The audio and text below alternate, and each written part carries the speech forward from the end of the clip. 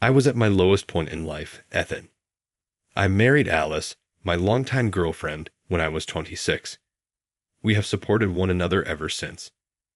Alice was someone I adored. She gave me the will to live. Alice was everything to me, yet it would be a stretch to claim that she was the reason I was alive. Alice and I have been together since our undergraduate days. However, our meeting was a little awkward. From the first glance, I was deeply in love with her and went all out, believing she was the one. Alice surprised me at first, but her generosity and compassion only deepened my love for her. I eventually admitted that she was Alice, which is why I wanted to marry her. We had a very passionate beginning to our relationship, but that was only the beginning. Alice was diagnosed with cancer when I was around 30, but I think we were doing well together. It had begun to spread by the time it was found, and the doctors predicted that it would be fatal. I sobbed. I was pitiful. It was Alice, not me, who was in pain. She probably knew that I was crying in front of her, even if I tried not to. In front of me, she always pretended to be happy, which was really hard to witness. I therefore made every effort to help her so that she could say she lived a happy life in the time she had left. She ate her favorite dishes every day while we were traveling. She wanted to live her life the way Alice wanted, rather than endure a long period of misery. We enjoyed ourselves and laughed a lot. As a result, Alice outlived the physician's predictions. Ethan is kind of lonely, right? That's why I want to keep some memories. By doing that, you can remember the good times, laugh, and not feel lonely, don't you think? Alice always thought of me and departed for heaven with a smile on her face. For me, it felt like the world was ending. I tried to act strong in front of Alice, but when I was alone, I was just lost. Before I realized it, my house was a mess, and all I did was either stay at home or commute to work. Nothing was fun, and I couldn't find a reason to laugh.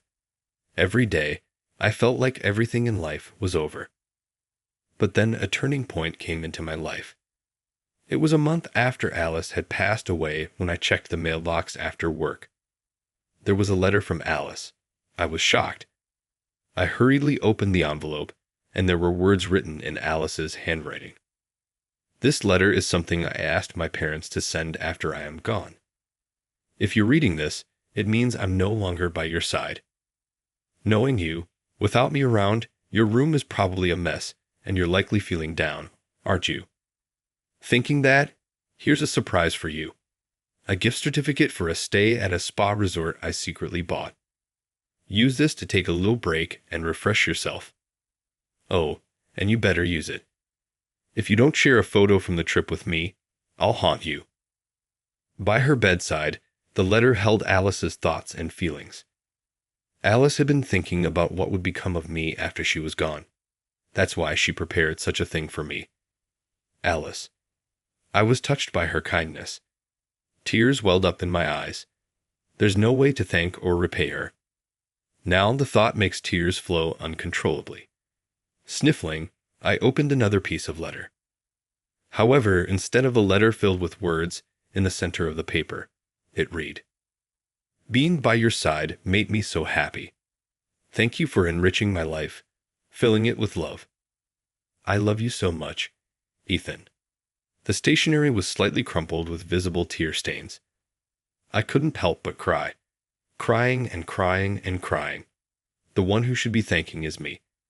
Alice, thank you for loving me and being with me. I want to see you again. While being gently rocked by the bus's movement, I gazed at the lush mountainous landscape. Today, I took a day off to head to the trip Alice gifted me. Honestly, I wasn't too enthusiastic, but Alice was looking forward to the pictures. I was being carried by the bus, thinking of how much Alice loved nature. She was passionate about traveling, especially places rich in nature. Even after her terminal diagnosis, she whimsically said she wanted to forest bathe. I rarely went to places rich in nature, like mountains or rivers. I might have gone on school trips, and that's about it. I once wondered, looking at trees, what's so fun about it?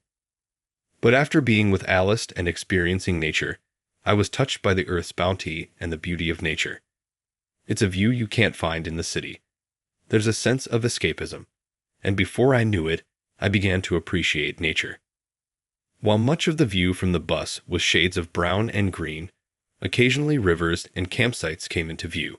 Speaking of which, Alice and I went camping often.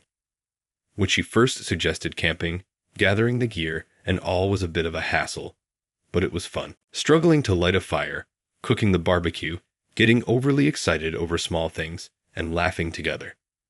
Watching the flowing forest landscape, tears unknowingly flowed. Every time I remember Alice, there's an overwhelming sadness that pierces my heart. It's unbearably painful. Silently, I wept. Please let me cry. I'm not strong enough to recover so quickly. Excuse me, are you okay? I was just quietly shedding tears, but the woman sitting across the aisle from me reached out with concern. I'm sorry. I'm fine, really. I tried to nod in acknowledgement, but I found myself frozen in place. The woman before me was breathtakingly beautiful. The long-haired woman, noticing my stunned expression, tilted her head and asked, is there something on my face? Snapping back to reality and wiping my tears, I shyly replied, Sorry, you just remind me of someone I know. It wasn't just her beauty that caught me off guard. She was undoubtedly gorgeous, but I was struck by a kind of hazy feeling, like we'd met somewhere before, but I couldn't remember where. Where was it? Darn, I can't remember. As I was deep in thought, the woman made a slightly disappointed face and chuckled. Ha, figures, right? She then mumbled something to herself, which I couldn't quite make out. Did I say something odd? Seeing her slightly forlorn profile, I instinctively tried to change the topic. Thank you for talking to me. It helped me pull myself together. It seemed like she was traveling alone, and if I continued to dwell on Alice, I'd end up ruining the trip she had planned for me. Maybe that's why I attempted to start a conversation. She looked surprised, but responded with a gentle smile. I just thought it was a shame for such a handsome face to look so down. Are you traveling alone? The woman introduced herself as Mir and mentioned she was staying at the same hotel for work. As I introduced myself and mentioned that the trip was a gift from my late wife, she responded, She must have been a wonderful woman. It's only natural to grieve when someone like her is gone. I thought she was truly a kind-hearted person, one who could genuinely connect with others. We still have some time before the bus arrives. Would you mind sharing some memories of your wife with me? Huh. Oh, I'm sorry if it's too painful. You don't have to. It's just, I grew up in an institution and have always been single, so I've never really known the warmth of a family. Maya looked at me with a hint of envy. Although she seemed just a bit younger than me, she had a certain youthful innocence about her. Her words made me wonder if she had grown up starved of affection. They were so deeply sad and heavy. If you're okay hearing my stories, I've got plenty. With that, I began sharing the joyful memories I had with Alice. You two must have been a very close couple. Thank you for sharing that with me, Maya replied with a warm smile. She listened to my story till the end, and it felt like, after a long time, I had shared my memories with someone, which made my heart feel lighter. Ever since Alice passed away, I've been keeping to myself and haven't really talked to many people. But precisely because of that, I couldn't quite recall where I had met Maya before, and it was bothering me. While talking, I hoped I would remember, but sadly I couldn't. It felt like a fishbone stuck in my throat, and the discomfort must have shown on my face. Maya, puzzled, asked, Is everything all right? You seem to be deep in thought. I gave her a smile. I didn't think it was that obvious. Well, I feel like I've met you somewhere before, but I just can't put my finger on it. Oh, I get it. It's frustrating when you can't remember something, she laughed, then added, Let me help you clear that up. Handing me a piece of paper, she said, Was this an admission ticket? Actually, That inn has a small studio in its annex. Come check it out, she said with a smile, and at that moment, the bus came to a stop. After getting off the bus, I headed to the inn and had a pretty good time on my vacation. Though I wasn't really in the mood, chatting with Maya did lighten my spirits, and the thought of having a story to share with Alice cheered me up a bit. I was curious about the studio Maya mentioned. This place, although an inn, apparently holds regular concerts. At first, I wondered why an inn would have a studio, but it made sense, given the musical events Maya had mentioned. That if I visited the studio, I'd understand the reason for my uneasiness. I guess I had to check it out, so after enjoying the hot springs, I headed to the studio. The sight I was met with was Maya in a dress playing the guitar. Seeing her brought back a particular memory. Back when Alice was still with us, we often went to amusement parks for our dates. Camping was a bit expensive for us, so we usually opted for movies or parks. On one such day, look over there, they're holding some event. There was a performance on a stage at a small amusement park. A woman stood alone on the vast stage, holding a guitar, but there was hardly anyone watching. It was a weekday, so the low turnout was understandable. Without letting such things bother her, she began singing as she played the guitar. Her voice was incredibly clear and beautiful. As the music flowed, more and more people gathered around. Alice was deeply moved too. She's amazing. I'd love to hear her play again. I remember her saying that. Oh, now I get it. The performer that day was Maya. It was a long time ago, so I barely remembered her face, but the sound of her voice and the guitar was unforgettable. The knot in my throat loosened, and as Maya said, I felt a lot better. Her performance was so refreshing that it rejuvenated me. Come to think of it, when we heard Maya's performance back then, Alice and I had just started dating. The sweet and sour memories of those early days came flooding back. Meeting Maya today here felt like a gift from Alice. Alice sure had a way of sending surprises from afar. Thanks, Alice. Listening to Maya's song and reminiscing about Alice, strangely, there was no pain in my heart. Maya's song seemed to wash away my pain, allowing me to genuinely touch upon my memories of Alice for the first time in a while. After the performance, there was an opportunity for fans to shake hands with her. She seemed to have a good number of fans, all of them shining with excitement as they met her. As for me, I didn't have the courage to join in on the handshake session, so instead, I left a thank you note in a box for fan letters. It read, "Thanks to you, I remembered so many memories with my wife, but since then, I haven't seen her again. It's only natural, I suppose. She has fans, after all. I'm not someone who can just casually approach her." That's what I thought. Since I was traveling alone and the inn was pretty vast, the odds of bumping into her were slim. I probably wouldn't see her again. Typically, crossing paths with someone by fate is a rare event. Once-in-a-lifetime encounters, you could say. That's the real charm of a journey.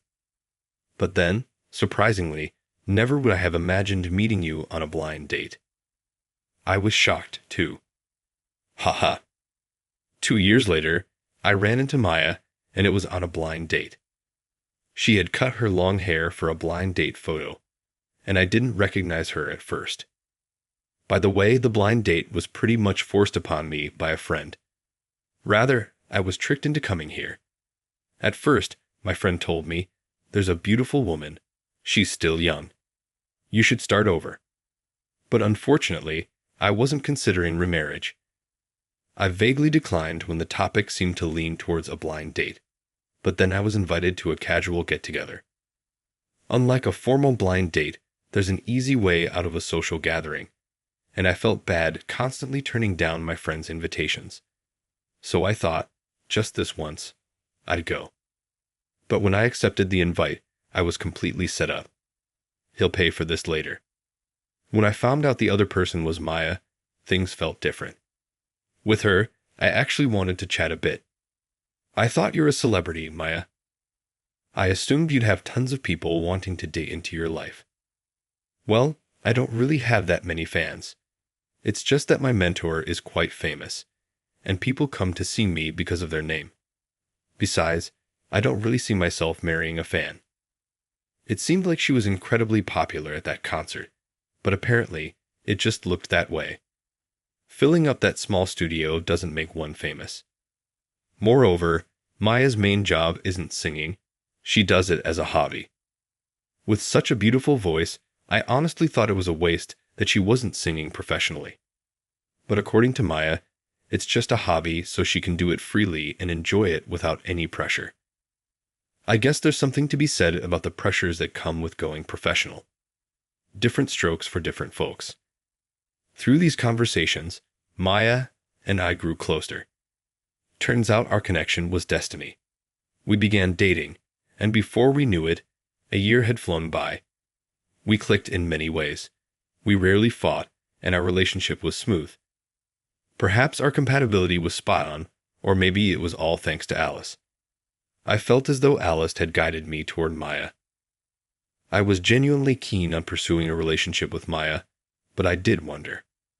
Was I good enough, being a divorcee? When I voiced that concern, she firmly told me, "It doesn't matter.